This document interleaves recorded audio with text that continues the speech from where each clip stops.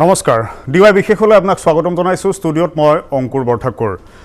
25 মাৰ্চৰ পৰা সমগ্ৰ দেশ আছে লকডাউনত আজি লকডাউনৰ 37 দিন হ'ল ইতিমধ্যে সমগ্ৰ দেশবাসীয়ে লকডাউনৰ মাজত এক ভয়ংকৰ বিপৰ্যয়ৰ সন্মুখীন হৈছে দেশৰ লগতে ৰাজ্যৰ অৰ্থনীতিও এতিয়া মহা সংকটত সকলোৰে মনত এতিয়া প্ৰশ্নৰ উদয় হৈছে যে লকডাউন শেষ হোৱাৰ পাছত কেতিয়াকৈ স্বাভাৱিক পৰিস্থিতি ঘূৰি আহিব দেশ বা ৰাজ্যৰ অৰ্থনীতি কোনফালে গতি কৰিব ৰাজ্যত ভয়ংকৰ অৰ্থনৈতিক সংকটৰ ইতিমধ্যে ইংগিত দিছে খুদ বিত্তমন্ত্ৰী হিমন্ত বিশ্ব শৰ্মাই অনাগত সময়ছোৱা ৰাজ্যৰ অৰ্থনীতি কিন দিশে ধাৱমান হৈছে কিদৰে নিবনুৱা সমস্যা বাঢ়িব পাৰে সৰ্বসাধাৰণৰ মাজত যি ধৰণৰ সমস্যা দেখা গৈছে এই সমস্যাসমূহ সমাধানৰ বাবে চৰকাৰে কি পদক্ষেপ এই মুহূৰ্তত লোৱা উচিত কেনে ধৰণৰ জনহিতৈষী সিদ্ধান্ত এই মুহূৰ্তত লোৱা উচিত বা পৰিকল্পনা যুগুতোৱা উচিত সেই সকলো বিষয়ে আজি আলোচনা কৰিম আমাৰ মাজত তিনিগৰাকীকৈ ষ্টুডিঅ'ত অতিথি উপস্থিত আছে আমি আমন্ত্ৰণ কৰি আনিছো প্ৰাক্তন মন্ত্ৰী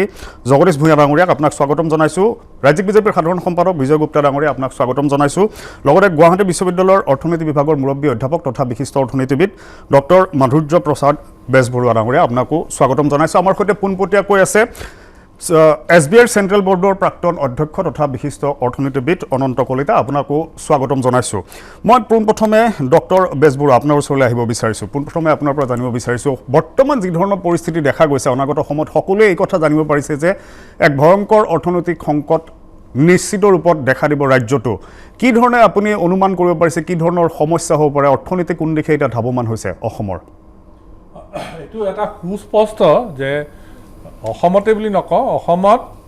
ভাৰতত বা গোটেই বিশ্বতে এতিয়া অৰ্থনীতি এটা সংকুচন হৈ পৰিছে কাৰণ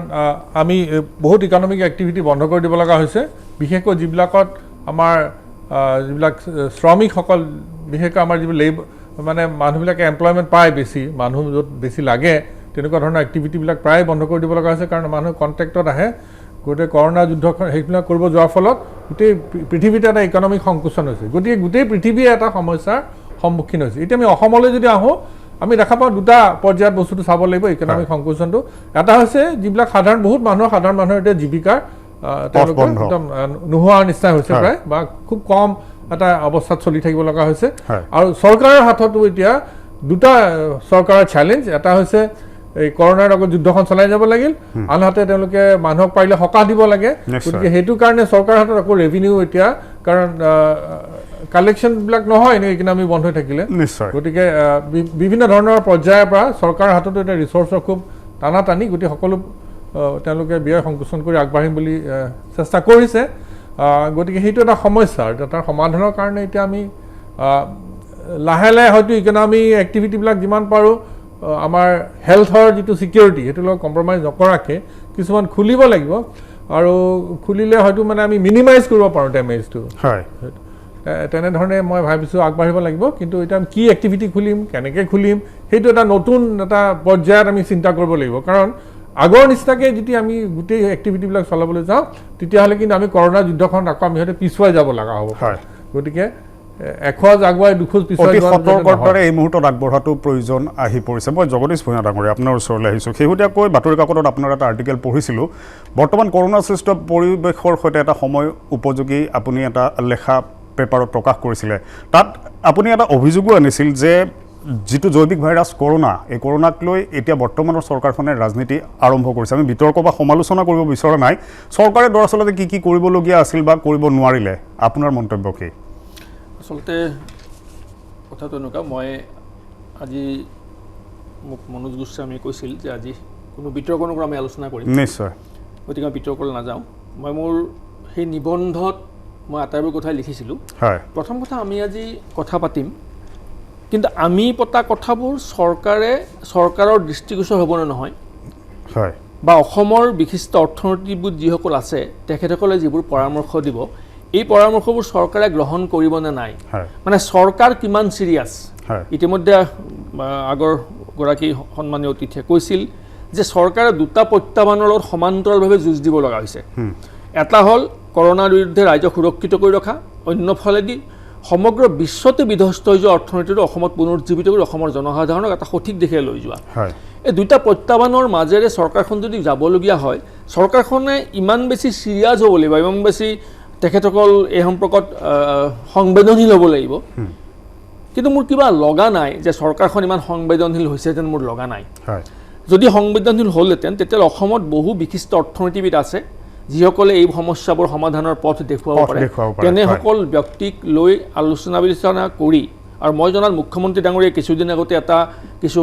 অৰ্থনীতিৰ ক্ষেত্ৰত জড়িত ব্যক্তিৰ লগত আলোচনাত মিলিত হৈছিল। তাত কি উদ্ভাৱন হ'ল আমি নাজানো, কাৰণ সেইটো অৰ্থনীতিবিদসকলে পৰামৰ্শ দিব। কিন্তু প্ৰথম কথা হ'ল চৰকাৰখনৰ সদিচ্ছা লাগিব, আৰু দ্বিতীয় কথাটো হ'ল যে চৰকাৰখনে বাস্তৱ প্ৰতিচ্ছবি যিটো, সেই প্ৰতিচ্ছবিটো জনসাধাৰণক উপলব্ধি কৰিব পৰা এটা পৰিৱেশ দিব লাগিব। অংকুৰ, আমাৰ সমস্যাটো কি হৈছে জানানে? জনসাধাৰণে আজি যিটো আমি প্ৰত্যাহ্বানৰ সন্মুখীন হৈছোঁ অৰ্থনৈতিক ক্ষেত্ৰত বা সন্মুখীন হ'ম পষ্ট ক'ভিড সৃষ্টি যিটো চিনেৰিঅ' হ'ব, সেই পষ্ট ক'ভিড চিনেৰিঅ'টোৰ লগত অসমৰ জনসাধাৰণ এতিয়াও মানসিকভাৱে এডজাষ্ট হ'ব নোৱাৰাৰ কিছু কাৰণ আছে। কাৰণটো হ'ল যে যোৱা 4টা বছৰত জনসাধাৰণক এনেকুৱা এখন প্ৰতিচ্ছবি দেখুওৱা হ'ল যে অসমত কোনো ফালৰ পৰাই কোনো ধৰণৰ অভাৱ নাই, এখন সৰ্বশক্তিমান সৰ্বদক্ষ চৰকাৰ চলি আছে, আৰু এইখন চৰকাৰৰ কোনো সমস্যা নাই। এইখন চৰকাৰে ৰাইজক বিনামূলীয়া চাউলো দিব পাৰে, এখন চৰকাৰে হিতাধিকাৰীৰ বাবে লাখ লাখ কোটি টকা ব্যয় কৰিব পাৰে, এখন চৰকাৰে সকলো কাম কৰিব পাৰে। এনে এটা ধাৰণা দিয়াৰ বাবে অসমৰ জনসাধাৰণে মনত এটা ভাৱ লৈছিল, ধাৰণা এটা মোৰ মনতো আছিল যে আৰ্থিকভাৱে চৰকাৰখন যথেষ্ট সবল, যিকোনো পৰিৱেশ পৰিস্থিতিৰ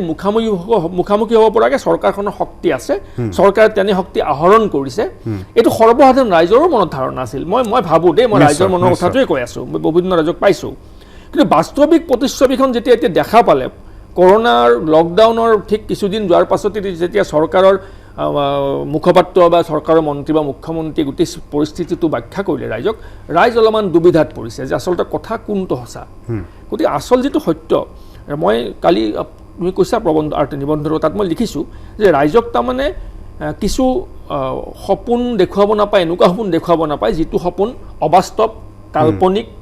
কাল্পনিক প্ৰতিশ্ৰুতি ৰাইজক মোহাচ্ছন্ন কৰিব নাপায়, ৰাইজক সঁচা প্ৰতিশ্ৰুতিখন জনাই দিব লাগে। যদি 4 বছৰ দিন ধৰি ৰাইজক এই সঁচা প্ৰতিশ্ৰুতিখন জনাই থ'লেহেঁতেন, চাগে ৰাইজে সেই মানসিকতাত সাজু হৈ থাকিলহেঁতেন। গতিকে আজিৰ এই মুহূৰ্তত মই বিশেষ বিতৰ্ক নোযোৱাকৈ মই চৰকাৰক এটাই আহ্বান জনাম যে অসমৰ অহা দিনবিলাকত পষ্ট ক'ভিড যিটো চিনেৰিঅ' হ'ব, সেই চিনেৰিঅ'টোৰ কি হ'ব সেইটো উমান আমি সকলোৱে কম বেছি পৰিমাণে পাইছোঁ, আৰু চৰকাৰখনে আটাইতকৈ বেছি তেওঁলোক কম্পিটেণ্ট এই চিষ্টেমটো কি হ'ব বুজি পাবলৈ। মই যিমান বুজি পাম, তুমি যিমান বুজি পাব, সাধাৰণ ৰাইজে যিমান বুজি পাব, চৰকাৰখনে আটাইতকৈ কম্পিটেণ্ট অথৰিটি, তেওঁলোকে অতি ভালকৈ বুজি পাব চিটুৱেশ্যনটো কি হ'ব। কাৰণ ৰাজহ কোনটো উৎসৰ পৰা ৰাজহ আহিব লগা আছে, তেখেতলোকে যেতিয়া বাজেটখন প্ৰস্তুত কৰিছিল, এইটো এটা এষ্টিমেটেড বাজেট, এইটো এটা প্ৰপ'জেল বাজেট,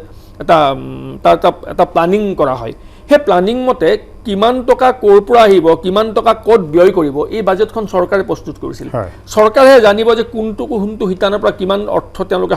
ৰাজহ আহৰণ কৰিম বুলি ভাবিছিল, আৰু কোনটো শিতানত ৰাজহবোৰ ব্যয় কৰিম বুলি ভাবিছিল। এতিয়া কথা হ'ল ৰাজহ আহৰণ কৰাৰ তেওঁলোকৰ যিটো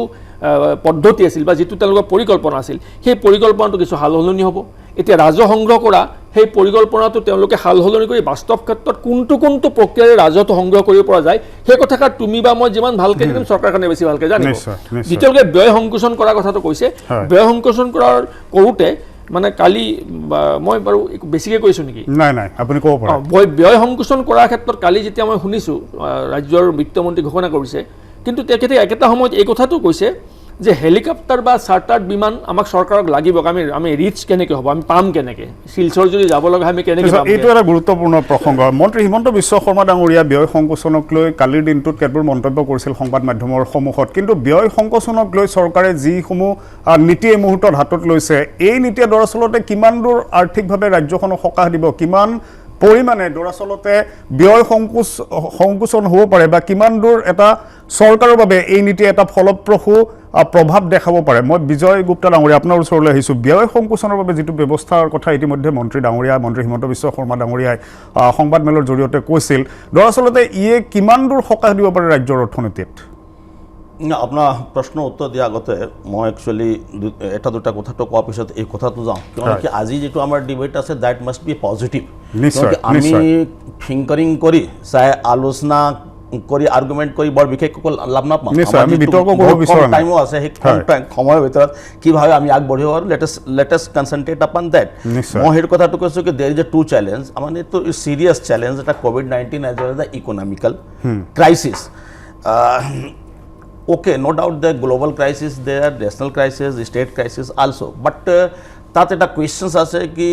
Indian economy is the Asia that is the third largest economy, number one thing.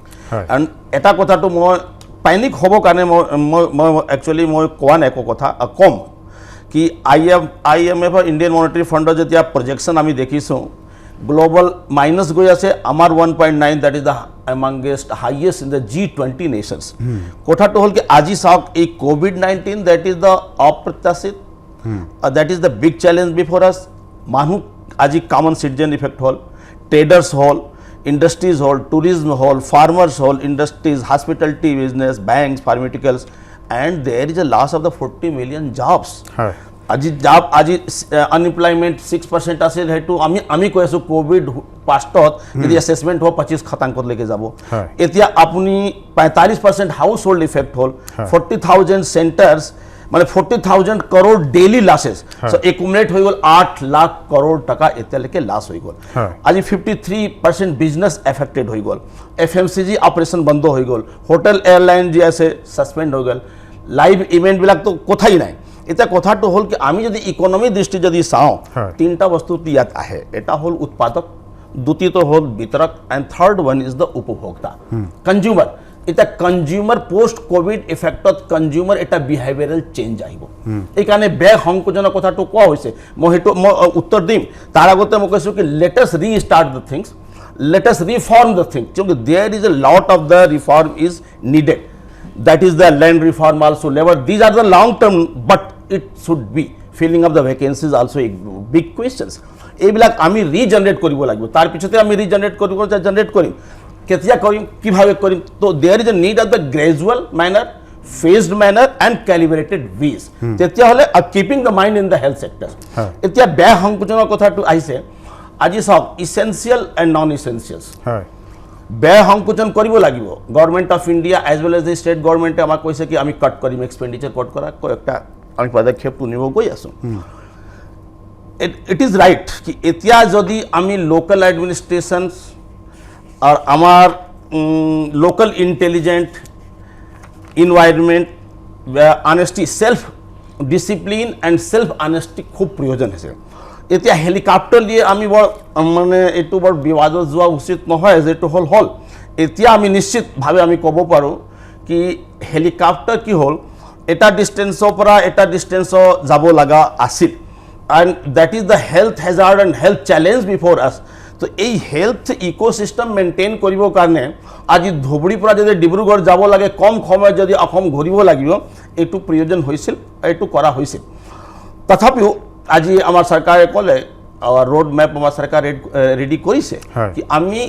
খুব কম খৰচা মানে এক্সপেণ্ডিচাৰ কট কৰিয়ে চলিব লাগিব। যদি আমি এক্সপেণ্ডিচাৰ কট কৰি নচলোঁ তেতিয়াহ'লে ৰাজস্ব আমাৰ যিটো ইনকাম আছে, আজি 1 মাহ হৈ গ'ল, আপুনি চাওক আমাৰ ষ্টেটত GDP আমাৰ আছিল 12%, হোৱেৰ এজ দ্য নেশ্যনেল আছিল 6%।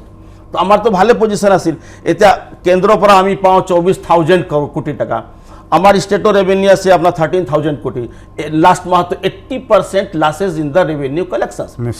সার্টেনলি আমি খরচাটো আমাক কমাব লাগিব, আর খরচা যেতিয়ালৈকে আমি কমাই নচলোঁ তেতিয়াহ'লে আমি বেলেগক শিক্ষা দিব নোৱাৰোঁ। আজি যেতিয়ালৈকে আমি সেল্ফ ডিসিপ্লিন যদি নহওঁ তেতিয়াহ'লে আমি বেলেগক শিক্ষা দিয়াটো মানে আমি কথা ক'লে নহ'ব, কাম কৰি আমি দেখাব লাগিব। আমাৰ গভৰ্ণমেণ্ট একেবাৰে ডিটাৰমাইণ্ড, মই আপোনাক কওঁ যে আমি প্ৰতিশ্ৰুতিবদ্ধ আছোঁ আৰু আমাৰ কমিটমেণ্টটো আছে। কমিটমেণ্ট দিয়াৰ পিছত how we implement that is also' a questions. So' let be transparent in our system and accountability to be good. এতিয়া প্ৰশ্ন হৈছে যে শেহতীয়া যি পৰিস্থিতি, সেই পৰিস্থিতি লকডাউন সৃষ্ট পৰিস্থিতিৰ মাজত ইতিমধ্যে দেশৰ বিভিন্ন প্ৰান্তত আবদ্ধ বহু লোক সুযোগ বুজি সুবিধা বুজি ৰাজ্যলৈ উভতি আহিছে। বহু লোক বিভিন্ন ৰাজ্যত কৰ্মৰত আছিল, বিশ্বৰ বিভিন্ন প্ৰান্ততো বহু লোক কৰ্মৰত হৈ আছে। ভাৰতীয় লোক, অসমীয়া লোক বিভিন্ন স্থানত আছে। সকলোৱে জানে যে দেশৰ বিভিন্ন প্ৰান্তত বহিৰাজ্যলৈ চাকৰিৰ সন্ধানত, জীৱিকাৰ সন্ধানত বহু যুৱক যুৱতী বহিৰাজ্যলৈ ঢাপলি মেলিছে, কিন্তু সেইসকলৰ অধিকাংশই উভতি আহিছে। অনাগত সময়তো তেওঁলোক উভতি আহিবলগীয়া পৰিস্থিতিৰ এটা সৃষ্টি হৈছে। অনাগত সময়ছোৱাত ৰাজ্যৰ বহু উদ্যোগৰ ক্ষেত্ৰতেই হওক বা ব্যক্তিগত প্ৰতিষ্ঠানতেই হওক ইতিমধ্যে সকলোৱে ধাৰণা কৰি লৈছে যে যথেষ্ট সংখ্যক কৰ্মচাৰী হ্ৰাস হ'ব পাৰে, কৰ্মচাৰীৰ ছাঁটাই অভিযান আৰম্ভ হ'ব পাৰে। মই অনন্ত কলিতা ডাঙৰীয়া আপোনাৰ ওচৰলৈ গৈছোঁ। নিবনুৱা সমস্যাৰ দিশটোৰ প্ৰতি যদি আপুনি চাই, অনাগত সময়ছোৱাত অসমত কিমান নতুনকৈ নিবনুৱা সৃষ্টি হ'ব পাৰে, কি ধৰণৰ এটা ইংগিত পোৱা গৈছে বৰ্তমানৰ ছবিখনৰ পৰা? চাওক, এই অৰ্থনৈতিক সংকটটো অকল অসমত বা ভাৰততে নহয়, গোটেই পৃথিৱী জুৰি হৈছে। আমেৰিকাৰ নিচিনা দেশত 18% নিবনুৱাৰ হাৰ হৈছেগৈ। গতিকে এই পৰিস্থিতিত ভাৰতৰ নিচিনা দেশ, য'ত ইতিমধ্যেই যোৱা 45 বছৰৰ ভিতৰত অধিকতম নিবনুৱাৰ সৃষ্টি হৈছিল, গতিকে এতিয়া আকৌ মানে ভাবিব নোৱাৰাভাৱে নিবনুৱাৰ সংখ্যা বৃদ্ধি হ'ব। ILOয়ে কৈছে, ইণ্টাৰনেশ্যনেল লেবাৰ অৰ্গেনাইজেশ্যনে, যে ভাৰতবৰ্ষৰ মুঠ শ্ৰমিক কৰ্মচাৰীৰ সংখ্যা হ'ল প্ৰায় 55 কোটি। তাৰে 90%, 90%, প্ৰায় 49% হ'ল অসংগঠিত কৰ্মচাৰী। আৰু এই অসংগঠিত কৰ্মচাৰীৰ 40 কোটিয়ে মানে তেওঁলোকে আশংকা কৰিছে ভাৰতৰ 40 কোটিয়ে দুৰ্ভিক্ষৰ পথত যাব পাৰে বুলি ILOয়ে মানে আশংকা কৰিছে। গতিকে এনে পৰিস্থিতিত অসমৰ আৰু ভয়ানক অৱস্থা। এইকাৰণে অৱস্থা যে অসমৰ নিবনুৱা সমস্যা মানে বেলেগ ৰাজ্যতকৈ মানে বেছি গভীৰ আছিলে, যি কাৰণে আমাৰ ৰাজ্যৰ পৰা 30-35 লাখ লোক বাহিৰলৈ গৈছে। এনেই কথা আছিল যে অসমৰ মানুহবিলাক ঘৰগুনা, কিন্তু সেই ঘৰগুনা স্বভাৱ নাই। পেটৰ দায়ত একেবাৰে কেৰেলালৈ বা বাংগালোৰলৈ, পুনেলৈ, ইভেন গোটেই ছিকিউৰিটি গাৰ্ডৰ চাকৰি বা হোটেলৰ বয় চাকৰি, এই চাকৰি ল'বলৈ গৈছিলে। এতিয়া ধৰক, এতিয়া বাকী ৰাজ্যবিলাকৰো তেওঁলোকৰ অৰ্থনৈতিক যি প্ৰব্লেম হ'ব, সমস্যা হ'ব, বা যিবিলাক এই এষ্টাব্লিছমেণ্টবিলাক নুকুলিব, গতিকে প্ৰায় বহু এই 35 লাখৰ বহু মানুহ আমাৰ ইয়াতে এবজৰ্ভ কৰিব লাগিব বা আমাৰ ইয়াতে বুজা হ'ব। গতিকে এই অৱস্থাত অসমৰ এই ইতিমধ্যে নিবনুৱাৰ সংখ্যা বেছি। কাৰণ এনে আমাৰ এমপ্লয়মেণ্ট এক্সচেঞ্জতে শিক্ষিত নিবনুৱাই 20 লাখৰ 20 লাখ মান ৰেজিষ্টাৰ কৰা আছে। গতিকে অশিক্ষিত নিবনুৱা কিমান আছে যিবিলাকে ৰেজিষ্টাৰ নকৰে। এনেকুৱা পৰিস্থিতিত অসমৰ এটা ভয়ানক অৱস্থা হ'ব। আৰু তাৰ কথাটো হ'ল যে এইসকলক কেনেকৈ কৈ এটলিষ্ট দুৰ্ভিক্ষত নপৰাকৈ, মানে খুব এটা ভাল অৱস্থা নহয়, দুৰ্ভিক্ষত নপৰাকৈ কেনেকৈ ৰখা যায়, সেইটোৰ চৰকাৰে চিন্তা কৰিব লাগিব। সংস্থাপনৰ ক্ষেত্ৰত তেওঁলোকক কিদৰে সংস্থাপিত পুনৰ কৰা হ'ব, সেয়া এটা ডাঙৰ প্ৰত্যাহ্বান হ'ব। কিন্তু চৰকাৰৰ প্ৰশ্ন হৈছে সম্পদৰ কথা। চৰকাৰে ইচ্ছা কৰিলেও সম্পদ ক'ৰ পৰা পাব? কাৰণ তেওঁলোকে কেন্দ্ৰৰ পৰা 24,000 কোটি টকা পায়, কিন্তু এইবাৰ চৰকাৰৰ GST কালেকশ্যন হোৱা নাই, আয়কৰ কালেকশ্যন হোৱা নাই, আৰু যিবিলাক অঞ্চলৰ পৰা GST কালেকশ্যন হয় সেইবিলাক ৰাজ্যই বা চহৰে গোটেই বেছিকৈ, যেনেকৈ মুম্বাই, দিল্লী, পুনে, মানে চেন্নাই, বাংগালোৰ, এইবিলাকতে যি ধৰণৰ এই আমাৰ COVID-19 আক্ৰমণ, গতিকে ইকনমিক এক্টিভিটি নহ'লে কেতিয়াও GST কালেকশ্যন নহয়। যদি ইকনমিক এক্টিভিটি হয় তেতিয়াহে GST কালেকশ্যন হয়। এনেকুৱা পৰিস্থিতিত চৰকাৰে, কেন্দ্ৰীয় চৰকাৰে কিমান সহায় দিব পাৰিব? আমাৰ চৰকাৰে ৰেভিনিউ ইতিমধ্যে কৈছে যে, বিত্তমন্ত্ৰীয়ে কৈছে যে 300 কোটিও হোৱা নাই, মিনিমাম 1000 কোটি হ'ব লাগে মাহিলী কালেকশ্যন। আৰু তেওঁ কৈছে যে মাহত অকল দৰমহা পেঞ্চন দিয়াৰ কাৰণে 3,300 কোটি টকা লাগে। গতিকে এই অৱস্থাত চৰকাৰখনে কি ধৰণে মানে এই মানুহখিনিক এই সহায় কৰিব পাৰিব, সেয়া নিশ্চয় ডাঙৰ প্ৰশ্ন। এই মুহূৰ্তত মই আহিম আপোনাৰ ওচৰলৈ। মই পুনৰ ডক্টৰ বেজবৰুৱা ডাঙৰীয়া আপোনাৰ ওচৰলৈ পুনৰ আহিছোঁ। মধ্যবিত্তসকলে হওক বা নিম্ন মধ্যবিত্তসকলে হওক বা দৰিদ্ৰসকলে হওক, এই সময়ছোৱাত দৰাচলতে সঞ্চয় এক প্ৰকাৰ উদং, সঞ্চয় নাই বুলি ক'লেও ভুল নহ'ব। কাৰণ মানুহৰ দৈনিক যিসকল উপাৰ্জনকাৰী, উপাৰ্জনৰ বাট এই মুহূৰ্তত বন্ধ হৈ আছে। এনে পৰিস্থিতিত যদিহে মোৰ ক্ৰয়ৰ ক্ষমতা নাথাকে, মই তেনেহ'লে সামগ্ৰী ক্ৰয় কিদৰে কৰিম? আৰু ইয়াৰ প্ৰভাৱ বজাৰত নিশ্চিত ৰূপত পৰিব। যিহেতু ক্ৰয়ৰ ক্ষমতা মানুহৰ হাতত নাথাকিব, লকডাউন শেষ হোৱাৰ পিছত যদিহে স্বাভাৱিক এটা অৱস্থা ঘূৰি আহে, ক্ৰয়ৰ ক্ষমতা নাথাকিলে বজাৰখনৰ ওপৰত কি ধৰণৰ এটা প্ৰভাৱৰ আশংকা এই মুহূৰ্তত দেখা যায়? নহয় লকডাউনটো খোলাটো আপুনি যিটো কথা কৈছে আপোনাক মই বেছ আশাবাদী বুলি ভাবিছোঁ যে লকডাউনটো মানে হঠাতে কালি ৰাতিপুৱা নাযায় নিশ্চয় গতিকে এইটো গ্ৰেজুৱেলি হয়তো মানে আমাৰ বস্তুটো এটা আহিব লাগিব পৰ্যায়ত মই অনাগত পৰিস্থিতিৰ বিষয়ে কৈছোঁ ধৰক এমাহ সময় বুজি পাইছোঁ তেতিয়া এটা কি হ'ব লাগিব যদি আমাৰ খুব সোনকালে যদি হয় তেতিয়াহ'লে আমাৰ অৱস্থাটো খুব এটা বেয়া নহয় মানে ধৰক কৰোণা কণ্ট্ৰল আহি গ'ল আৰু জুন জুলাই মাহৰ পৰা ধৰক ইকনমি ভালকৈ খুলি দিব পাৰি তেতিয়া এটা গভৰ্ণমেণ্টে কি আমি এটা ডাঙৰ পেকেজ এটা লৈ আহিব লাগিব পেকেজটোৰ কাৰণে ৰিচোৰ্চ ক'ৰ পৰা আহিব সেইটো মই আপোনাক ক'ব পাৰিম বাৰু অলপ তাৰ আগতে কৈছোঁ সেই পেকেজটো আনি যদি গভৰ্ণমেণ্টে চবফালে খৰচা আৰম্ভ কৰি দিয়ে মানুহৰ হাতত পইচা অহা ব্যৱস্থা কৰে তেতিয়া ইকনমি নিজে এটা মানে এটা চালিকা শক্তি এটা আহি যায় কাৰণ আমি যেতিয়া খৰচ কৰিলে তেতিয়া বেলেগে সেই আমাৰ ধনখিনি পাব আৰু তেওঁলোকৰ ইনকাম এটা হ'ব তেওঁলোকে আকৌ খৰচ কৰিব গতিকে খৰচৰ যিটো চাইকেল আমাৰ কেইনছে এইটো 1930s কৈ গৈছিলে কেইনছ বুলি এজন অৰ্থনীতিবিদে যেতিয়া এটা 1930s গোটেই পৃথিৱীত এটা মন্দা অৱস্থা হৈছিলে সেইটো তেওঁ নতুনকৈ এটা বস্তু উলিয়াইছে আৰু সেইটোৱে আমাৰ কৰিব পৰা যাব কিন্তু ঘটনাটো হৈছে কি এই যে যুদ্ধখন কৰোণাৰ লগত যুদ্ধখন যদি দীঘলীয়া হয় আমাৰ এই বছৰটো পূৰা চলিব লগা হয় অহা বছৰলৈ যাব লগা হয় তেতিয়া আমাৰ ৰিচোৰ্চেছ তেনেকৈ নাথাকিব হেৰি কৰিবৰ কাৰণে আৰু এতিয়াও মানে চৰকাৰৰ হাত এবাৰ কিন্তু সেই বস্তুটো যদি খুব সোনকালে যদি আমি ধৰক জুলাই মানত ইকনমিখন এনেকৈ খুলি যদি পেকেজ এটা দি পেলাই আৰম্ভ কৰিব পাৰোঁ এতিয়া ডিবেট চলিছে আপোনাৰ ভি শ্বেপ ৰিকাভাৰী হ'ব নে ইউ শ্বেপ ৰিকাভাৰী হ'ব ভি শ্বেপ ৰিকাভাৰী মানে এতিয়া যিটো যেনেকৈ শ্বাৰ্প ফল এটা হৈছে আৰু তেনেকৈ শ্বাৰ্প ৰাইজ এটা হৈ যাব পাৰে কিন্তু যদি আমাৰ যিমানে দীঘলীয়া হ'ব বস্তুটো আৰু ভিটো মানে আৰু এনেকুৱা বহল ফ্লেট হৈ গৈ থাকিব গতিকে recovery will also' B very very slow' কাৰণ এতিয়া আমি ৰিচোৰ্চ ক'ৰ পৰা আনিম টেক্সেছৰ কথাটো নাহে ইকনমি এক্টিভিটি জেনেৰেট হ'লে টেক্সো লাহে লাহে আহিব বস্তু এতিয়া সদ্যহতে টেক্সৰ প্ৰশ্নই নাহে গতিকে আমাৰ অসমৰ ক্ষেত্ৰত আৰু এটা কথা কৈছে যে এইটো আমি যিটো পেট্ৰলিয়াম ৰয়েলটি পাওঁ সেইটো ইণ্টাৰনেশ্যনেল অইল প্ৰাইচৰ লগত জড়িত আৰু সেইটো ইণ্টাৰনেশ্যনেল অইল প্ৰাইচ এতিয়া $15 $10 পাইছেগৈ $20 $15 গতিকে তাতো আমি মাৰ খাওঁ গতিকে বিভিন্ন ধৰণে আমাৰ এতিয়া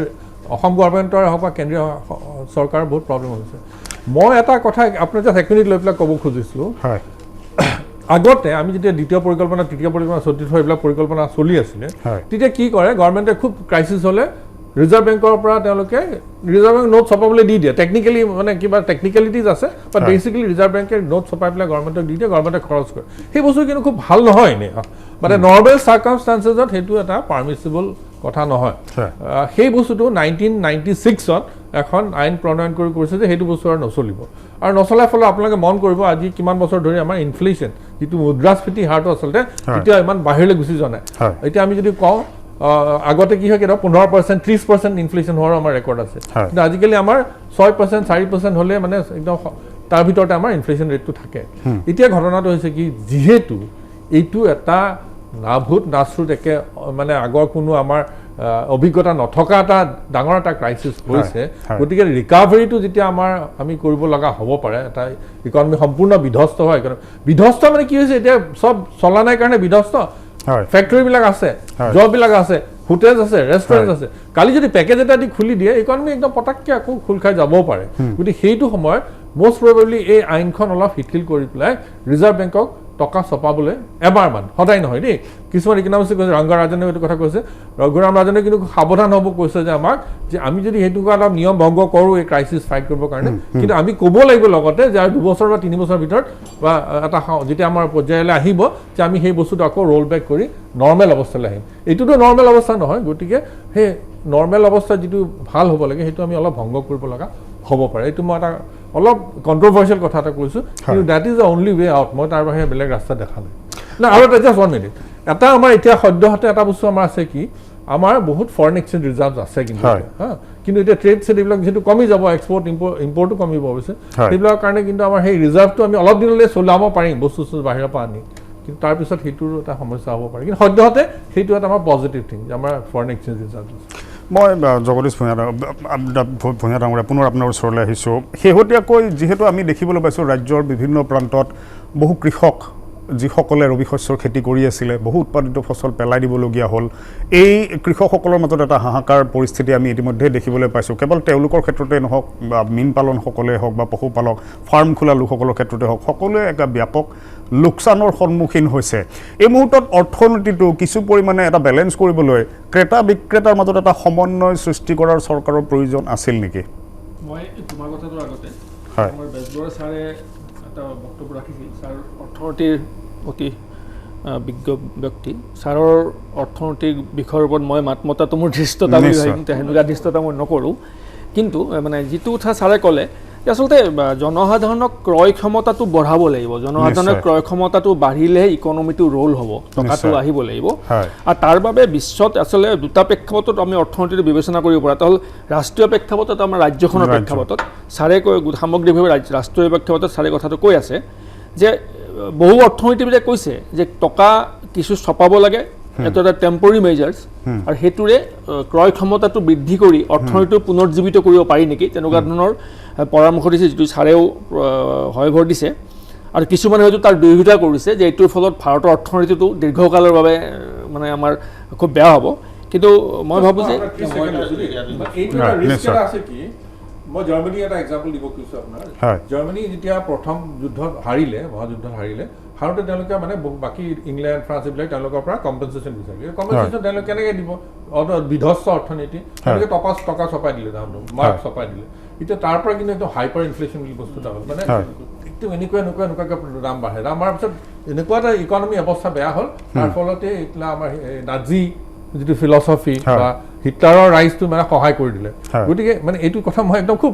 কম সময়ৰ কাৰণে খুব কম এমাউণ্টত মানে যি লিমিটেড এমাউণ্টত এইটো ভাইলেট কৰাৰ কথা কৈছোঁ মই কৈছোঁ ছাৰৰ কথাটো কৈছোঁ মই যে ছাৰে খুব কম সময়ৰ কাৰণে কৈছে যদিও এইটো এটা বিষয়ৰ ওপৰত সমগ্ৰ বিশ্ব ভাৰতবৰ্ষৰ যিবোৰ অৰ্থনীতিবিদ তেখেতসকলৰ মাজত বহুদিন ধৰি এটা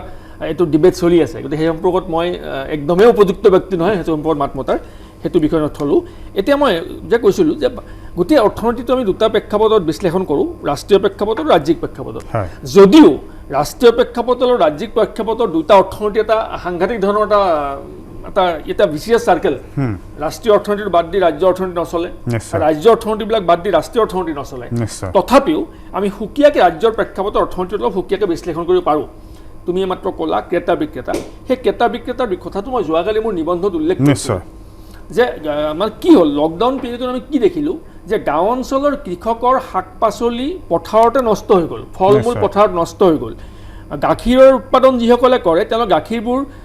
নলাত পেলাই দিয়া আমি দেখিবলৈ পালোঁ সেইবোৰ এটা অৰ্থনৈতিক বিধ্বস্তৰ লক্ষণ একে সময়তে চহৰ অঞ্চলত থকা বক্কবক্কৰ মানুহবিলাকে তেওঁলোকে শাক পাচলি বিক্ৰী কৰিব নোৱাৰিলে ক্ৰেতা নাছিল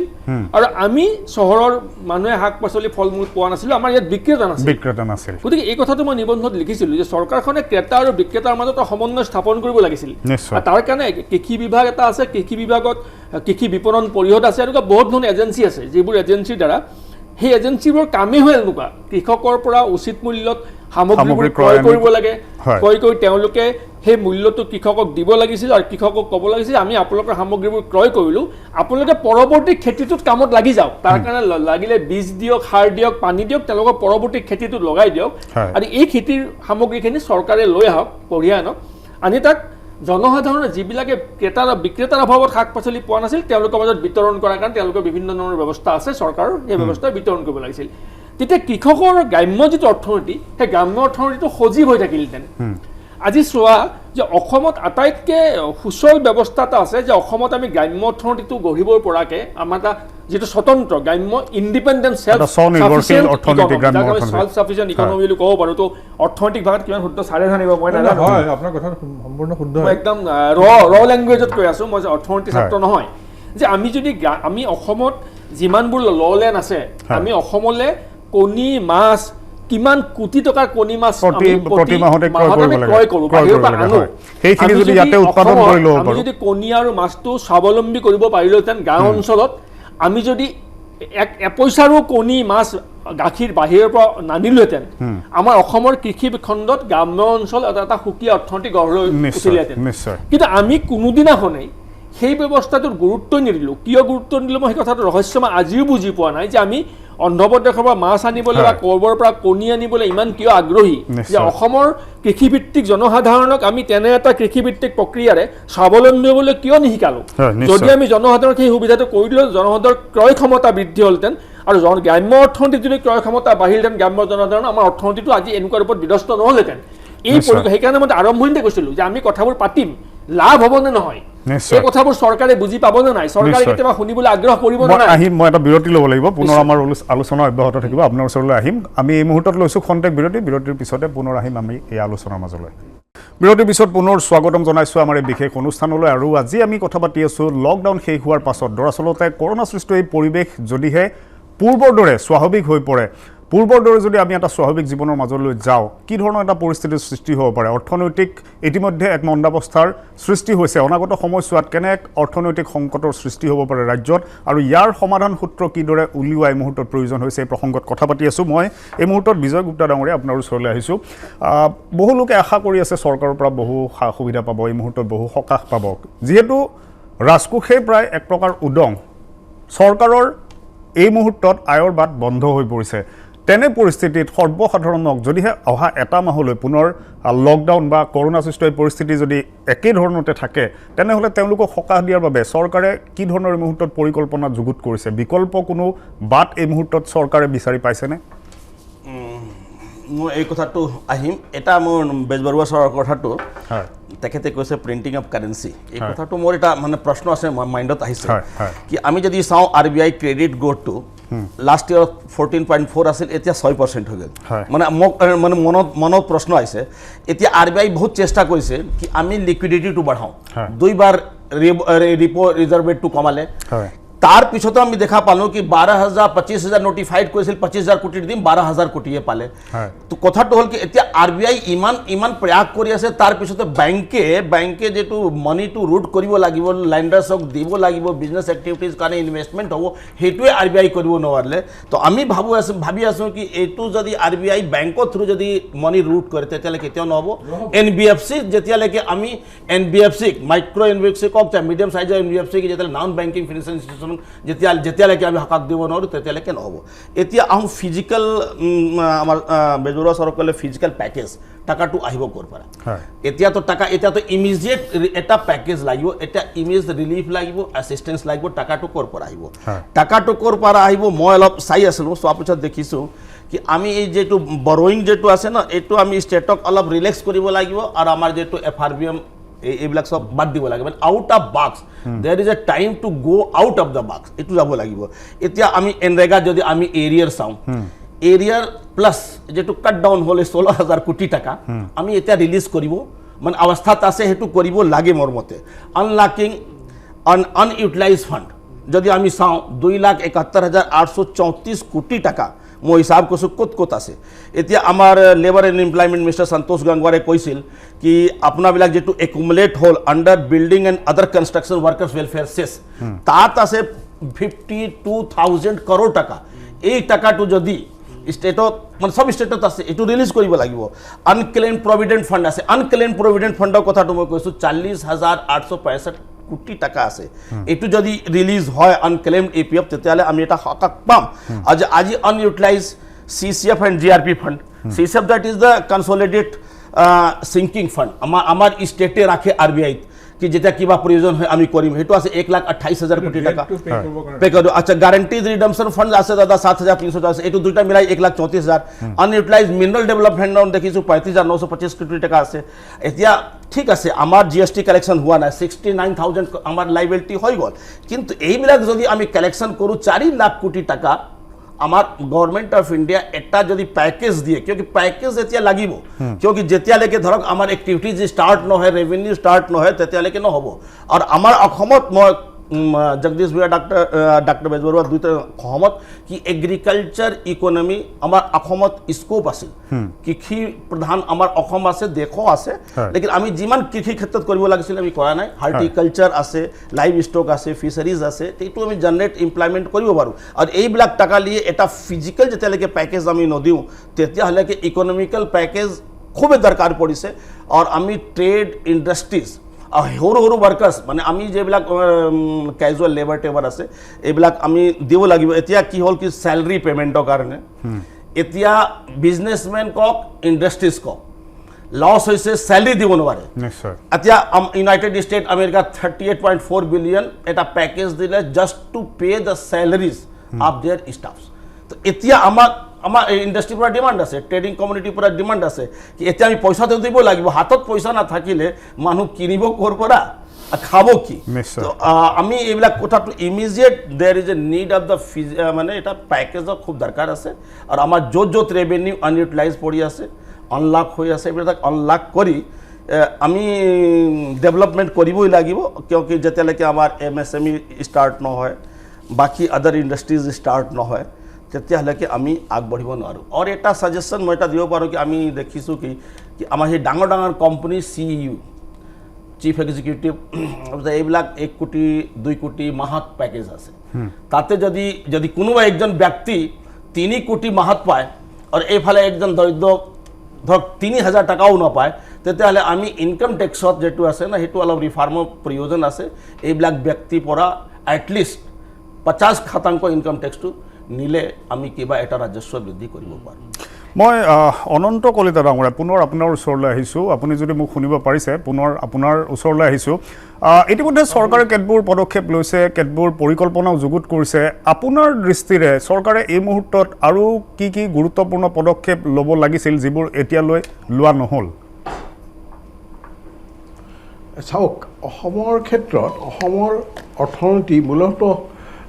কৃষি আৰু কৃষি আনুষংগিক অৰ্থনীতি কাৰণ ভাৰতবৰ্ষৰ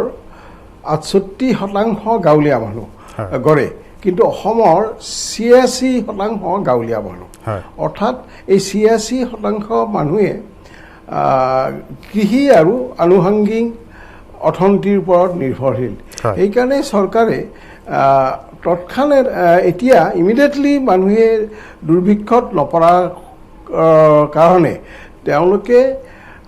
গ্ৰাম্য অৰ্থনীতিত জোৰ দিব লাগিব আৰু গ্ৰাম্য অৰ্থনীতি মানে কৃষি আৰু তাৰ আনুষংগিক যিখিনি আছে গতিকে এই ক্ষেত্ৰত প্ৰশ্নটো হ'ল যে আটাইতকৈ ডাঙৰ সমস্যা অলৰেডি আলোচনা হৈছে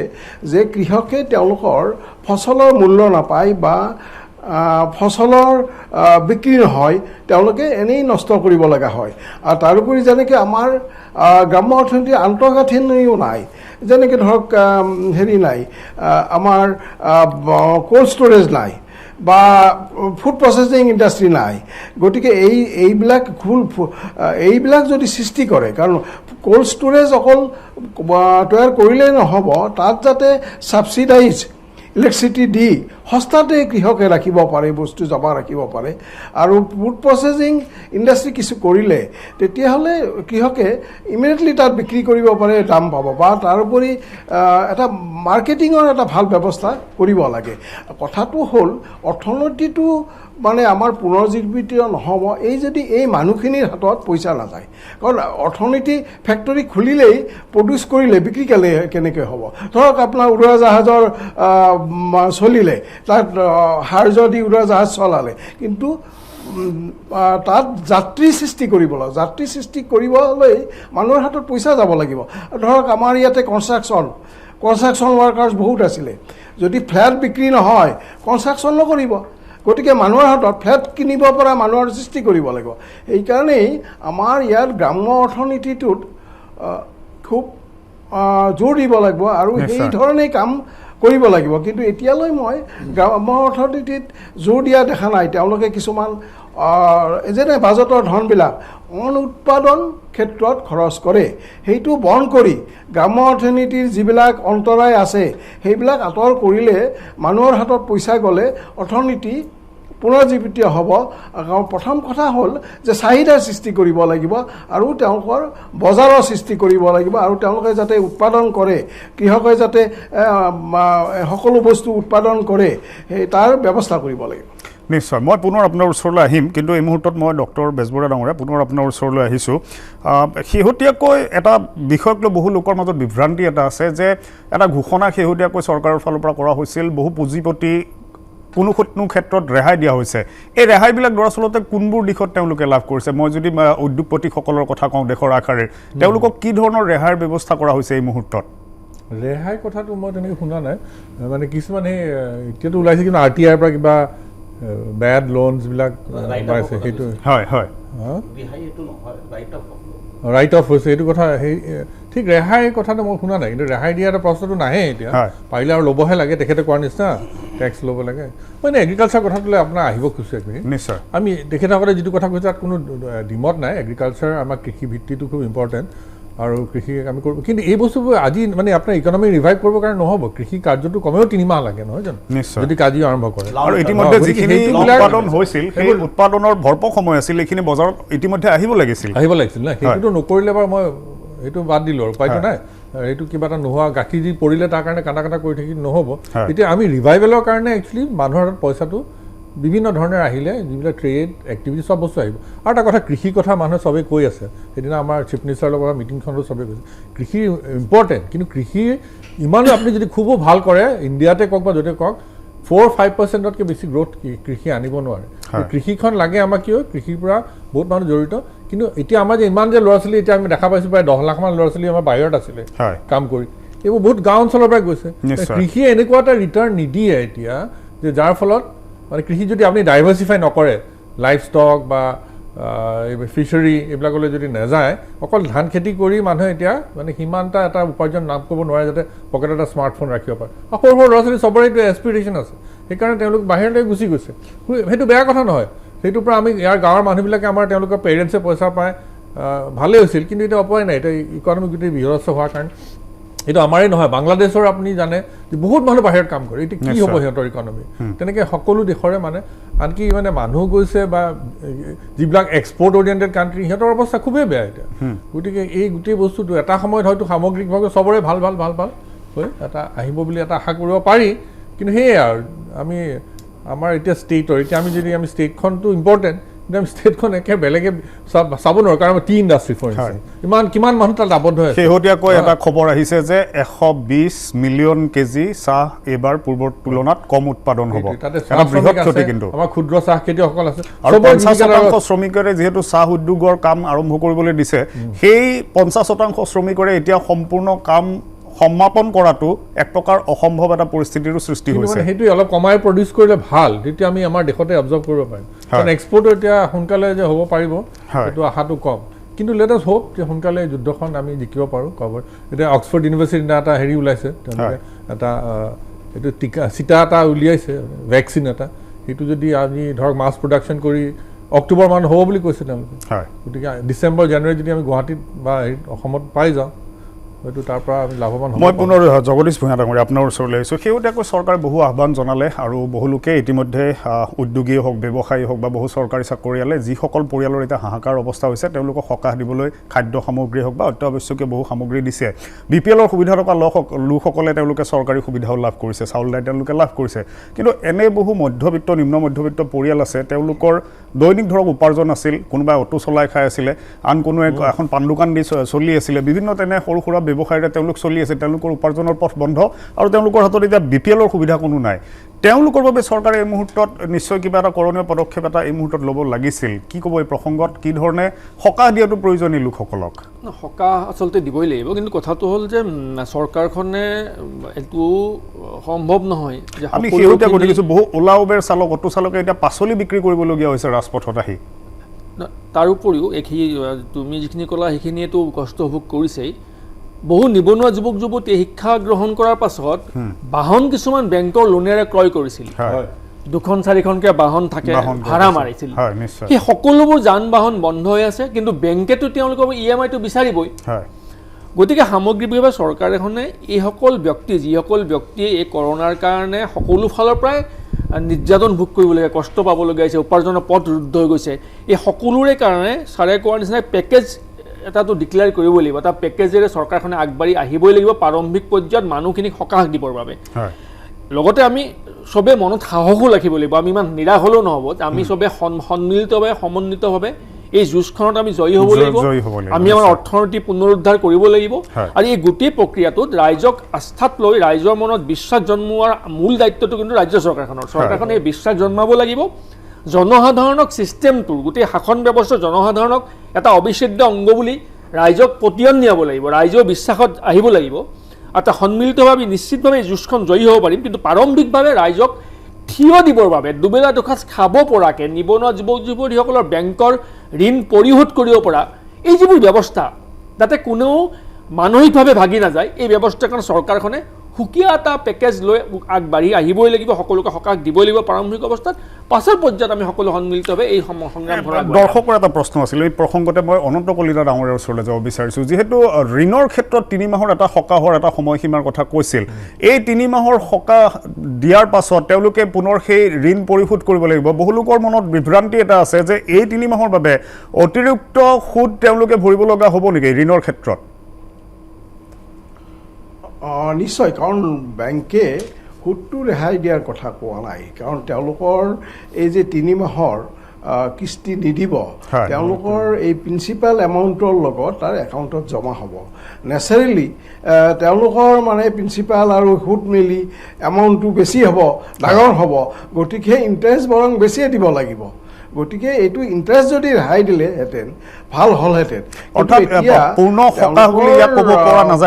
এই যে 3 মাহৰ তাৰ এটা সম্পূৰ্ণ সকাহ পোৱা বুলি আমি ক'ব নোৱাৰোঁ। অৰ্থাৎ নাই, সেইটো সকাহ নহয় একেবাৰে, খালি এটাই হ'ল যে এইটো NPA নহয় বা তেওঁলোকৰ এমাউণ্ট মানে এই যে 3 মাহ দিয়া নাই, যিটো নিয়ম আছিল যে NPA হ'ব, এইটো NPA নহয় আৰু সেইটো সকাহ পাইছে তেওঁলোকে, বা এতিয়া নিদিলেও তেওঁলোকৰ কোনো কথা, কিন্তু এইটো বেছি টকাহে দিব লাগিব। যিসকলে পাৰে তেওঁলোকে দি থকা উচিত, নহ'লে ইণ্টাৰেষ্ট বেছি দিব লাগিব তেওঁলোকে। হয়, নিশ্চয়। মই পুনৰ বিজয় গুপ্তা ডাঙৰীয়া আপোনাৰ ওচৰলৈ আহিছোঁ। বাৰিষা সমাগত, ৰাজ্যত বহু মথাউৰি নিৰ্মাণ কৰিবলৈ এতিয়াও বাকী, মথাউৰি নিৰ্মাণৰ কাম আৰম্ভ হৈছে, লাহে লাহে বিভাগীয়ভাৱে কামবোৰ আৰম্ভ কৰিছে, কিন্তু এই মুহূৰ্তত চৰকাৰৰ যিহেতু এক অৰ্থনৈতিক এটা সমস্যাৰ সন্মুখীন হৈছে চৰকাৰো, কিদৰে মোকাবিলা কৰিব যদিহে মথাউৰিসমূহ সময়ত নিৰ্মাণ কৰা নহয়? আমি যি গ্ৰাম্য অৰ্থনীতিৰ কথা কৈ আছোঁ, বাৰিষাই কিন্তু কৃষকসকলৰ মাজত এটা বিভীষিকাৰ সৃষ্টি কৰিব যদিহে শীঘ্ৰে এই দিশটোৰ সমাধান কৰা নহয়। না, এইটোতো ইনিচিয়েটিভ অলৰেডি ষ্টাৰ্ট হৈছেই। এইটো কথাটো ঠিক কি আজি সেই COVID-19 অহা পিছত, এই লকডাউনৰ পিছত এটা অসুবিধা হৈছে, নহ'লেতো প্ৰায় 50% কামটো সম্পূৰ্ণ হ'লে হয়, কিন্তু এতিয়া কামটো ষ্টাৰ্ট হৈছে। স্বাভাৱিকভাৱে কিবা এটা আমাৰ বৰ্ষণৰ সময়ত এটা অসুবিধা সৃষ্টি কৰিব পাৰিব, তথাপি চৰকাৰতো এইটো কামততো ৰাতি দিনে লাগি আছে। আমাৰ মন্ত্ৰী ডাঙৰীয়াও ঘূৰি আছে কিভাৱে আমি কামটো এনৰেগাওতে সেইটো নিশ্চয় কিভাৱে আমি কামটো অলপ দ্ৰুতৰ গতিত আমি কিভাৱে আগবঢ়াই যাম, আৰু নিশ্চয় চৰকাৰটো এইটো মনোযোগ দিছে, আৰু সেইটো কামটো আমি কৰিম। এইটো আমাৰ সন্মুখত চেলেঞ্জ আছে, তথাপি আমি সেইটো কৰিবৰ কাৰণে বাধ্য কৰিম। নিশ্চয়, আমি আৰু বহু কথা জানিবলগীয়া আছে। নিশ্চয় এই মুহূৰ্তত আৰু বহু কৰণীয় আছে চৰকাৰৰ। আমি বিতৰ্ক কৰিব বিচৰা নাই, আমি কোনো সমালোচনা কৰিব বিচৰা নাই, আমি ইতিবাচক কিছু দিশহে সকলোৰে সন্মুখলৈ আনিব বিচাৰিছোঁ এই মুহূৰ্তত, কিয়নো সকলো যথেষ্ট এক সংশয়ৰ মাজত আছে, ভয়ৰ মাজত আছে, সকলো আশংকাৰ মাজত আছে অনাগত সময়ত কি হ'ব। সেয়েহে সৰ্বসাধাৰণৰ যাতে আত্মবিশ্বাসেৰে অনাগত সময়ছোৱাত ক'ভিড সৃষ্ট পৰিস্থিতিৰ পাছত স্বাভাৱিক পৰিস্থিতিলৈ ঘূৰি যাবলৈ মনত সাহসখন পায়, তাৰ বাবে চৰকাৰে কিছু ইতিবাচক এই মুহূৰ্তত ঘোষণা কৰাৰ প্ৰয়োজন আহি পৰিছে। আমি পুনৰ চমু বিৰতি ল'ম, বিৰতিৰ পিছতে আমাৰ আলোচনা অব্যাহত থাকিব। বিৰতিৰ পিছত পুনৰ স্বাগতম জনাইছোঁ আমাৰ বিশেষ অনুষ্ঠানলৈ। আৰু ইতিমধ্যে আপোনালোকে জানিব পাৰিছে, আজি আমি কথা পাতি আছোঁ লকডাউনৰ পিছত যদিহে পৰিস্থিতি স্বাভাৱিক হয়, অৰ্থনৈতিক দিশটোৱে কোন দিশে ধাৱমান হ'ব পাৰে, কেনে এটা সমস্যাৰ সৃষ্টি হ'ব পাৰে ৰাজ্যত, বা ইয়াৰ সমাধান সূত্ৰ উলিয়াবলৈ এতিয়া কি কি পৰিকল্পনা যুগুতোৱা উচিত, এই প্ৰসংগত আমি কথা পাতি আছোঁ। ষ্টুডিঅ'ত কেইবাগৰাকীও বিশিষ্ট অতিথি আমাৰ সৈতে আছে। মই পুনৰ জগদীশ ভূঞা আপোনাৰ ওচৰলৈ আহিছোঁ। যিহেতু চৰকাৰে বহু পদক্ষেপ লৈছে, ক'ভিডৰ বিৰুদ্ধে যিখন যুঁজ চৰকাৰে যি ধৰণে কৰিলে তাক আমি প্ৰশংসা কৰিব লাগিব। যথেষ্টখিনি তৎপৰতাৰে ৰাজ্যৰ স্বাস্থ্য বিভাগটোৱে যুদ্ধকালীন প্ৰস্তুতিৰে তেওঁলোকে আৰম্ভণিৰ পৰা সকলো কাম কৰি আহিছে, আৰু এতিয়ালৈকে বহুখিনি সফল হৈছিল। কিন্তু শেহতীয়াকৈ যিহেতু আৰু কেইটামান নতুনকৈ কেছ আহিলে, নতুনকৈ কেইগৰাকীমান পজিটিভ ৰোগী পোৱা গ'ল, আজিৰ দিনটোতে বঙাইগাঁৱত কেইবাগৰাকী লোক পোৱা গ'ল। এনে পৰিস্থিতিত 3 মে'ত যে লকডাউন শেষ হ'ব সেয়া আমি এতিয়াই ক'ব নোৱাৰোঁ, নিশ্চয় বাঢ়িব। ইতিমধ্যে কেইবাখনো ৰাজ্যৰ ফালৰ পৰা আহ্বান জনোৱা হৈছে যে লকডাউনৰ সময়সীমা বৃদ্ধি কৰিব লাগে, কেন্দ্ৰক বাৰে বাৰে আহ্বান জনাইছে। শেহতীয়াকৈ মুখ্যমন্ত্ৰীসকলৰ সৈতে প্ৰধানমন্ত্ৰীয়েও এখন ভিডিঅ' কনফাৰেন্সিঙত মিলিত হৈছিল, আৰু লকডাউনৰ বৃদ্ধিৰ সময়ছোৱাটোক লৈ এটা আলোচনা হৈছিল। এই মুহূৰ্তত সৰ্বসাধাৰণৰ মাজত যিহেতু লকডাউনৰ সময় বৃদ্ধি পোৱাৰ সম্ভাৱনা এটা দেখা গৈছে, সকাহ দিবলৈ, সকলোৰে মনত আত্মবিশ্বাস এটা গঢ় দিবলৈ এটা কাউন্সেলিঙৰ দৰে প্ৰক্ৰিয়া, বা এই মুহূৰ্তত চৰকাৰে সকলোকে আত্মবিশ্বাস বৃদ্ধিৰ বাবে কোনো বিশেষ ঘোষণা কৰাৰ প্ৰয়োজন আহিছে নেকি? নিশ্চয় নিৰাশ হৈছে, যিহেতু সকলো হতাশ হৈছে। সকলো লকডাউনটো আচলতে সমস্যাৰ একমাত্ৰ সমাধান কেতিয়াও হ'ব নোৱাৰে। প্ৰথম কথাটো হ'ল যে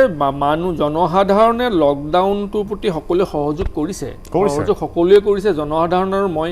কালিও লিখিছোঁ মোৰ নিবন্ধত যে জনসাধাৰণৰ পৰ্যায়ত যিমান সহযোগ কৰিবলৈ চৰকাৰৰ সকলো যিমান আহ্বান কৰিছিলে সকলো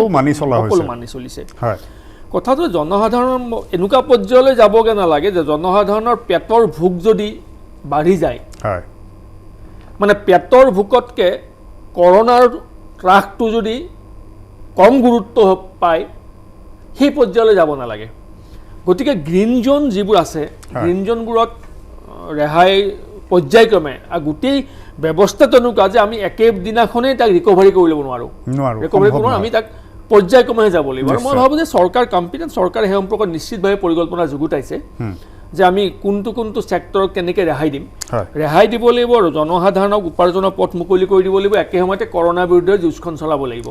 মই আগতে প্ৰথম বক্তব্যতে কৈছিলোঁ যে সমান্তৰাল দুখন যুঁজ আমি চলাব লাগিব জনসাধাৰণক পেটৰ ভাতমুঠিও দিব লাগিব আৰু কৰোনাৰ পৰা ৰাইজক আমি সুৰক্ষিত কৰি ৰাখিব লাগিব এইখিনিতে কথাটো হ'ল যে আচলতে পৰীক্ষা আমি যিটো পৰীক্ষা ৰেপিড টেষ্ট বুলি কওঁ কিছুদিন আগতে আপোনালোকৰ চেনেলতে নিউজ এটা ওলাইছিল যে 10 লাখ মানুহৰ মাজত 94 জন মানুহকহে টেষ্ট কৰা হৈছে পৰীক্ষা কৰা হৈছে বুলি আপোনালোকৰ চেনেলতে নিউজ ওলাইছিল সেই নিউজটো যদি আমি নিশ্চয় সত্য নিউজটো সেইটো কিন্তু দুৰ্ভাগ্যজনক বুলি ভাবোঁ যে অসমৰ নিচিনা ৰাজ্য এখনত 10 লাখ মানুহৰ মাজত যদি মাত্ৰ 94 জনকহে আমি পৰীক্ষা কৰিছোঁ তাৰমানে আমি সিমানখিনিলৈকে ইকুইপ বুলি যদি ভাবোঁ তেতিয়াহ'লে আমাৰ অৱস্থাটো বৰ ভাল নহয় পৰীক্ষাটো যিমান ক্ষিপ্ৰতাৰে বঢ়াব পাৰিম পৰীক্ষা যিমান অধিক মানুহক কৰিব পাৰিম সিমান সোনকালে আমি জানিব পাৰিম যে আমাৰ ৰাজ্যখনৰ প্ৰকৃততে COVID-19ৰ স্থিতি কি সেইটো হ'ল মূল কথা আৰু চৰকাৰখন কিমান ৱেল ইকুইপড স্বাস্থ্য বিভাগটো সেইটো এটা ডাঙৰ কথা মই আপোনালোকে চাগে মই পাইছে যে দুদিন আগত ইণ্ডিয়ান এক্সপ্ৰেছত এটা আৰ্টিকল ওলাইছিল ইণ্ডিয়ান এক্সপ্ৰেছ এখন ৰাষ্ট্ৰীয় কাকত তাত তেওঁলোকে কৈছিল যে দিল্লীত কেন্দ্ৰীয় চৰকাৰৰ এখন সভা হৈছিল সভাখনত প্ৰতিখন ৰাজ্যই নিজৰ নিজৰ স্বাস্থ্য বিভাগৰ প্ৰেজেণ্টেশ্যন দিছিল প্ৰেজেণ্টেশ্যনত দেখা গ'ল যে COVID-19ৰ বিৰুদ্ধে যুঁজ কৰিব পৰাকৈ অসম ভাৰতৰ 35খন দেশৰ ভিতৰত 33 নম্বৰ স্থানত আছে এতিয়া কথাটো যোৱা 3 দিনমান হ'ল ইণ্ডিয়ান এক্সপ্ৰেছ এখন ৰাষ্ট্ৰীয় কাকত মই আশা কৰিছোঁ চৰকাৰে যদি কথাটো সত্য নহয় চৰকাৰে ইয়াৰ ওপৰত স্পষ্টীকৰণ দিয়া উচিত আছিল কিন্তু আজিৰ দিনলৈকে সেনেকুৱা স্পষ্টীকৰণ দেখা নাই আৰু ইণ্ডিয়ান এক্সপ্ৰেছ এখন ৰেছপনচিবল নিউজ পেপাৰ যদি সেইটো হয় যদি হয় বুলি কৈছোঁ দেই যদিহে সেই কাকতৰ তথ্যটো সঁচা হয় তেতিয়াহ'লে আমি আন্তঃগাঁথনিৰ ফালৰ পৰা COVID-19ৰ যুঁজ দিব পৰাকৈ চাগে সিমান সবল হৈ থকা নাই গতিকে সেই পৰিস্থিতিটো উপলব্ধি কৰি বা সেই পৰিস্থিতিটো আমি অনুধাৱন কৰি জনসাধাৰণক কিন্তু নিজকে সজাগ আৰু সচেতন কৰি এই COVID-19খনত নিজকে সুৰক্ষিত কৰাৰ কাৰণে সকলো ধৰণৰ প্ৰচেষ্টা ৰাইজেও সমান্তৰালভাৱে চলাব মোৰ সময় কমি আহিছে মই বিজয় গুপ্তা ডাঙৰীয়া পুনৰ আপোনাৰ ওচৰলৈ আহিছোঁ শেহতীয়াকৈ মূল্য বৃদ্ধি কিছু ক্ষেত্ৰত আমি দেখিবলৈ পাইছোঁ শেহতীয়াকৈ চিমেণ্টৰ মূল্য বৃদ্ধি কৰা হৈছে প্ৰায় 35 টকা মূল্য বৃদ্ধি হৈছে মূল্য বৃদ্ধিৰ প্ৰকোপ বঢ়াৰ সম্ভাৱনা এতিয়া যথেষ্ট বৃদ্ধি হৈছে এনে ক্ষেত্ৰত কিমান দূৰ মূল্য বৃদ্ধিৰ পৰা জনসাধাৰণক সকাহ দিয়াটো চৰকাৰৰ ফালৰ পৰা সম্ভৱ হ'ব না এইটো চৰকাৰটো একচুৱেলি আমাৰ গভৰ্ণমেণ্টটো ডিটাৰমাইন আমি মূল্য বৃদ্ধি হ'ব নিদিওঁ আৰু সেই সময়ত মূল্য বৃদ্ধি কোনো প্ৰয়োজন নাই কথাটো ঠিক কি আজি যেটো অস্বাভাৱিক স্থিতি আছে যেটো ডিমাণ্ড এণ্ড ছাপ্লাইৰ কথা কওঁ ডিমাণ্ড আছে ছাপ্লাই নাই তাৰ মানে মূল্য বৃদ্ধি হ'ব দ্যাট ইজ নেচুৰাল কিন্তু এই সময়ত মূল্য বৃদ্ধি হ'ব নালাগে আৰু চৰকাৰ সজাগ যোনে যদি কোনোবা মূল্য বৃদ্ধি কৰে নিশ্চয় তাৰ বিৰুদ্ধে আমি কঠোৰ কাৰ্যবাহী কৰিবৰ কাৰণে একেবাৰে অৰ্থাৎ মূল্য বৃদ্ধি যদি হয় কোনো লোকে স্বইচ্ছাই কৰিছে তেওঁৰ বিৰুদ্ধে অভিযোগ দিব পাৰিব অভিযোগ দিব পাৰে চৰকাৰে একেবাৰে ডিটাৰমাইন কি আমি একশ্যনত যাম আৰু আমি কাকো এইটো মানে ৰিহাই দিয়া নহ'ব মূল্য বৃদ্ধিক যিয়ে কাজ কিয় নহওক যিয়ে কি এক্সপ্লানেশ্যন কিয় নহওক সেইটো আমি এতিয়া সেই সময়ত কোনো প্ৰয়োজন নাই আমি একশ্যনত যাম আৰু এটা কথাটো মই কওঁ কি আজি এই COVID-19 কওক স্বাস্থ্য কথাটো আহিল ইকনমিক কথাটো আহিল লাষ্টত এটাই কথা কওঁ কি লেটেষ্ট মানে আমাৰ মাজতে এটা মিউচুৱেল ট্ৰাষ্ট আৰু মিউচুৱেল কনফিডেন্স আৰু আমাৰ মাজতে কোঅৰ্ডিনেশ্যন হ'ব লাগিব আৰু মিউচুৱেল কোঅৰ্ডিনেশ্যন মিউচুৱেল কোঅপাৰেশ্যনত আমি যদি আগবাঢ়ি যাওঁ মই ভাবোঁ কি আমি আমাৰ ইকনমিতে এটা আমি বেটাৰ প্লেচ দিব পাৰোঁ কিয় 1000 কোম্পানী ইয়াত আহিব বিচাৰি আছে তাৰ কাৰণে আমাক ৰিস্ক ডাইভাৰশ্যন ষ্ট্ৰেটেজি কৰিব লাগিব ফৰ দ্য গ্লোবাল মেনুফেকচাৰিং হয় আমি আশা কৰিছোঁ শীঘ্ৰেই চৰকাৰেও কিছু ভাল পৰিকল্পনা যুগুতাব আৰু সৰ্বসাধাৰণক যথেষ্ট সকাহ দিবলৈ সক্ষম হ'ব সকলোৰে আত্মবিশ্বাস বৃদ্ধি কৰাটো এই মুহূৰ্তৰ প্ৰয়োজন হৈছে কিয়নো সকলো লোক নিৰাশ হতাশ হৈ পৰিছে অনাগত সময়ছোৱাক লৈ ভৱিষ্যতক লৈ যথেষ্ট আতংকিত হৈছে পৰ্যায়ক্ৰমে চৰকাৰে কিছুমান ঘোষণা কৰক কিছু সকাহ দিয়ক আৰু কিছু পৰিমাণে বহু ক্ষেত্ৰত শিথিলতা আনক, পৰ্যায়ক্ৰমে যিবোৰ ক্ষেত্ৰত শিথিলতা আনিব পাৰে শিথিলতা আনক, যাতে সৰ্বসাধাৰণৰ এই যি দুৰ্বিষহ জীৱন হৈ পৰিছে, কৰোনাৰ বিৰুদ্ধে যুঁজখন যুঁজিব লাগিব, তাৰ মাজতে সৰ্বসাধাৰণকো পেটৰ ভাতমুঠিৰ কথা ভাবিবলৈ কিছু সুবিধা দিব লাগিব। মই ধন্যবাদ জনাইছোঁ জগদীশ ভূঞা ডাঙৰীয়াক, ডক্টৰ মাধুৰ্য প্ৰসাদ বেজবৰুৱা ডাঙৰীয়াক ধন্যবাদ জনাইছোঁ, বিজয় গুপ্তা ডাঙৰীয়াক ধন্যবাদ জনাইছোঁ, লগতে অনন্ত কলিতা ডাঙৰীয়াক ধন্যবাদ জনাইছোঁ এই অনুষ্ঠানত ভাগ লোৱাৰ বাবে। আজিৰ DY বিশেষ ইয়াতে সামৰিছোঁ। ধন্যবাদ।